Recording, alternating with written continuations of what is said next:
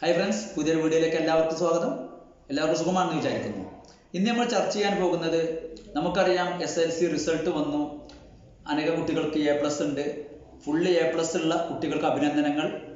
വീണ്ടും തുടർന്ന് പഠിക്കാൻ ശ്രമിക്കുക. അപ്പോൾ നമ്മൾ ഇതുമായി ബന്ധപ്പെട്ട് മനസ്സിലാക്കേണ്ടത്, കുട്ടികളൊക്കെ കഴിഞ്ഞപ്പോൾ ഒരു കൺഫ്യൂഷനിലായിരിക്കും, അതുപോലെ തന്നെ രക്ഷിതാക്കളും. ഇനി നമ്മളെ കുട്ടിയെ ഏത് കോഴ്സിന് ചേർക്കണം അല്ലെങ്കിൽ അഡ്മിഷൻ എടുക്കണം? നമുക്കറിയാം, പ്രധാനമായിട്ടും നമ്മൾ +1 അഡ്മിഷൻ കൊടുക്കുമ്പോൾ 3 ഗ്രൂപ്പുകളാണുള്ളത്. ഒന്ന് സയൻസ് ഗ്രൂപ്പാണ്, രണ്ടാമത്തെ കൊമേഴ്സ് ഗ്രൂപ്പാണ്, മൂന്നാമത്തെ ഹ്യൂമാനിറ്റീസ് ഗ്രൂപ്പാണ്. അപ്പോൾ ഇതുമായി ബന്ധപ്പെട്ട് നമ്മൾ പ്രത്യേകം ശ്രദ്ധിക്കേണ്ട ചില കാര്യങ്ങളുണ്ട്.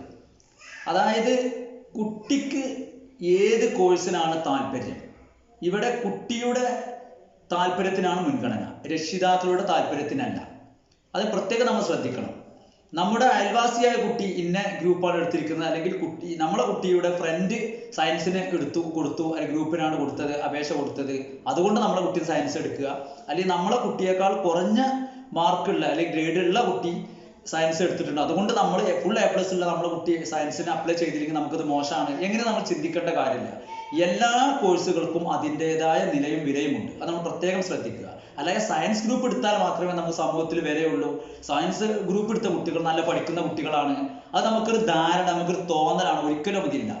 നമ്മുടെ കുട്ടിക്ക് എന്തിനോടാണ് അഭിരുചി, നമ്മുടെ കുട്ടിക്ക് എന്താണ് ഭാവിയിൽ ആകേണ്ടത്, നമ്മുടെ കുട്ടി ഏത് റൂട്ടിലേക്കാണ് പോകേണ്ടത്, അതാണ് നമ്മൾ അവിടെ ആലോചിക്കേണ്ടത്. അതിനാണ് ഇമ്പോർട്ടൻസ് കൊടുക്കേണ്ടത്. അല്ലാതെ മറ്റുള്ളവർ എന്ത് കൊടുത്തു, മറ്റുള്ളവർ ഏത് ഗ്രൂപ്പാണ് കൊടുത്തത്, അല്ലെങ്കിൽ മറ്റുള്ളവർ ഏത് സ്കൂളിലാണ് അഡ്മിഷൻ എടുക്കുന്നത് എന്നതിന് യാതൊരു പ്രസക്തിയും ഇല്ല എന്നുള്ള കാര്യങ്ങൾ നമ്മൾ പ്രത്യേകം ശ്രദ്ധിക്കണം. അതായത് ഞാൻ പറഞ്ഞു വന്നത്, രക്ഷിതാക്കൾ കുട്ടിയെ ഇനി സയൻസ് തന്നെ എടുത്ത് പഠിക്കണം എന്ന് പറഞ്ഞ് നമ്മൾ അവരെ നിർബന്ധിക്കാൻ പാടില്ല എന്നുള്ളതാണ്. അങ്ങനെ വന്നു കഴിഞ്ഞാൽ കുഴപ്പം എന്താണെന്നറിയോ? ഈ കുട്ടി നമ്മൾ അടിച്ചേൽപ്പിച്ച ഒരു കോഴ്സ് എടുത്താൽ, പ്രത്യേകിച്ച് സയൻസ് എടുത്താൽ, നമുക്കറിയാം സയൻസ് കടുകട്ടിയായിരിക്കും. അപ്പോൾ അങ്ങനെ ഒരു സയൻസ് എടുത്ത കുട്ടിയെ സംബന്ധിച്ച് ആ കുട്ടിക്ക് പിന്നെ ഭാവിയിൽ മാർക്ക് കുറഞ്ഞാൽ കുട്ടി നമ്മോട് തിരിച്ചു പറയാണ്, നിങ്ങൾ പറഞ്ഞത് കൊണ്ടാണ് ഞാൻ സയൻസിന് കൊടുത്തത്, എനിക്ക് സയൻസ് ഒട്ടും താല്പര്യമില്ലായിരുന്നു, എനിക്ക് ഹ്യൂമാനിറ്റീസിന് താല്പര്യം ഉണ്ടായിരുന്നു, അല്ലെങ്കിൽ എനിക്ക് കൊമേഴ്സ് അതിന് വേണ്ടിയിരുന്നു, എനിക്ക് ഫിനാൻഷ്യൽ ഇൻസ്റ്റിറ്റ്യൂഷൻ അതുമായി ബന്ധപ്പെട്ട അങ്ങനത്തെ കോഴ്സുകൾ എനിക്ക് താല്പര്യം ഉണ്ടായിരുന്നു എന്നൊക്കെ പറഞ്ഞാൽ നമുക്ക് ഉത്തരം ഉണ്ടാവില്ല. കാരണം രക്ഷിതാവിന് വേണ്ടി പിന്നെ കുട്ടി പഠിക്കുന്നത്. അതേസമയം കുട്ടി പറയുകയാണ്, എനിക്ക് ഡോക്ടർ ആവണം, എനിക്ക് എഞ്ചിനീയർ ആവണം, അല്ലെങ്കിൽ എനിക്ക് IPS എടുക്കണം, എനിക്ക് IAS എടുക്കണം, ഇങ്ങനെയൊക്കെ കുട്ടി പറയുമ്പോൾ നമ്മൾ ചിന്തിക്കേണ്ടത്, അങ്ങനെ ആ കുട്ടി ഒരു താല്പര്യം പ്രകടിപ്പിക്കുമ്പോൾ അപ്പോൾ ആ കുട്ടിക്ക് നമ്മൾ സപ്പോർട്ട് ചെയ്ത് കൊടുക്കുക. അങ്ങനെയാണെങ്കിൽ അവൾക്ക് ആകേണ്ട കോഴ്സ് എടുക്കുക, അല്ലെങ്കിൽ അവൾക്ക് എന്താണ് ഭാവിയിൽ ആവേണ്ടത് അതിന് ഏത് ഗ്രൂപ്പാണ് എടുക്കേണ്ടത് അത് നമ്മൾ അന്വേഷിച്ചിട്ട് അതിനുള്ള ഫുൾ സപ്പോർട്ട് നമ്മൾ ചെയ്ത് കൊടുക്കുക. അപ്പൊ നമുക്ക് പറയാം, ഈ പറഞ്ഞിട്ടല്ലേ നമ്മൾ ആ കോഴ്സിന് ചേർന്നത്, ഞങ്ങളപ്പം എന്നോട് പറഞ്ഞത് വേണ്ട പറഞ്ഞു, ഇജ് പറഞ്ഞു എനിക്ക് അതാണ് ഇഷ്ടം, ഉമ്മ ഉപ്പ അല്ലെങ്കിൽ ഫാദർ മദർ പാരൻസ് എന്നൊക്കെ പറഞ്ഞ് ഈ കുട്ടി നമ്മോട് പറയുമ്പോൾ അപ്പൊ നമുക്ക് അവിടെ ഒരു വോയിസ് ഉണ്ട്, ഈ പറഞ്ഞ കോഴ്സ് ഞങ്ങൾ സെലക്ട് ചെയ്തു, എന്നെ നല്ല രീതിയിൽ ചേർത്തു, അപ്പൊ പഠിക്കാൻ എൻ്റെ ഉത്തരവാദിത്തമാണെന്ന് നമുക്ക് പറയാം. മറ്റേത് നിങ്ങൾ പറഞ്ഞു ഞാൻ ചേർന്ന് എനിക്ക് താല്പര്യമില്ല പറഞ്ഞാൽ നമുക്ക് ഉത്തരം ഉണ്ടാവാനുള്ള കാര്യം നമ്മൾ പ്രത്യേകം ശ്രദ്ധിക്കണം. അത് രക്ഷിതാക്കൾ പ്രത്യേകം ശ്രദ്ധിക്കേണ്ട കാര്യമാണ്. കാരണം നമ്മൾ പല അനുഭവങ്ങളാണ് പറയുന്നത്. പല കുട്ടികളും നമ്മൾ പറയാറുണ്ട്, എനിക്ക് ഇതല്ലായിരുന്നു ഇഷ്ടം, പിന്നെ വീട്ടിൽ നിന്ന് ഉമ്മ പറഞ്ഞു അല്ലെങ്കിൽ ഉപ്പ പറഞ്ഞു അപ്പൊ ഞാൻ ചേർന്നു. അപ്പൊ അങ്ങനെ ഒരു അവസ്ഥ ഉണ്ടാകുമ്പോൾ കുട്ടികളോട് ചോദിക്കാം, നിങ്ങൾക്ക് സജസ്റ്റ് ചെയ്യാം.